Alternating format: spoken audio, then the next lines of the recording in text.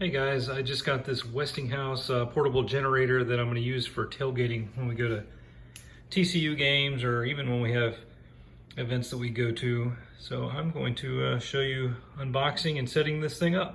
So let's get after it. Okay, here we go. We got the instruction manual. Throw that down.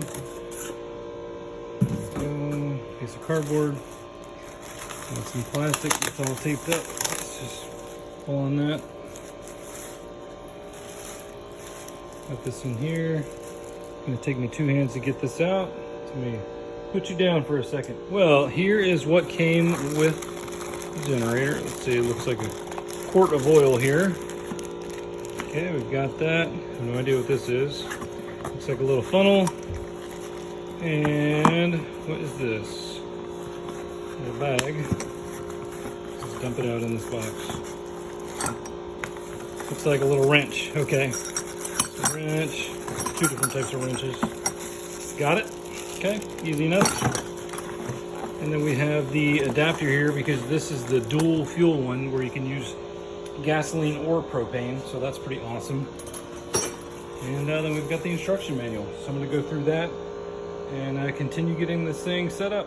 All right, I am checking out the assembly part of the instruction manual here, and it says that this did not get shipped with oil in it, so I need to add oil.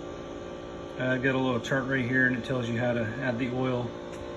That's gonna be right here on the front, and I can use the little funnel they gave me with the hose and get that done. So I'm gonna add the oil real quick and then we'll move on to the next step. The oil is filled and at the right level, and so now I need to fill it up with some gas. This is a whole 4 gallons. I'm just gonna put a gallon or so in there. I don't want to waste a bunch of gas, especially with it being so expensive right now. Jeez. Anyway, let me get that going. We'll see if we can get this baby started up. All right, let's see what it says about starting it. It says to put the switch on the proper fuel, so I'm going to be using gasoline, not propane. It says verify fuel is in the gas tank. Fuel selector switch. Turn the fuel tank valve to the on position. Let's see where that is.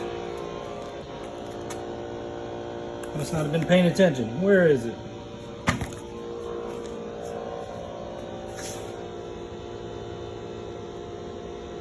Fuel tank valve.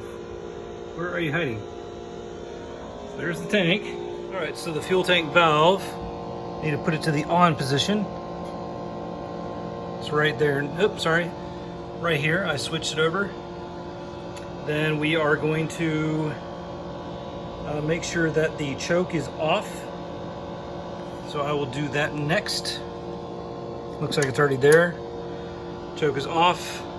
Sorry, you couldn't even see that, my bad. It's right here. So there's the choke right here, and you move it to off or on. So we've got it off, and then here is the pull start. So I'm gonna try that. Wish me luck. Well, I got it going on the first try. They're pretty awesome. Kind of loud, that's okay. It's gonna be far away from where I'm gonna be setting it up. It doesn't seem to be moving at all, so that's pretty nice. And yeah, I'm gonna try and hook up some electronics and stuff to it, see how it works. But all in all, things pretty simple to set up. So don't be afraid to create one yourself. And hopefully I'll come back with a review of this.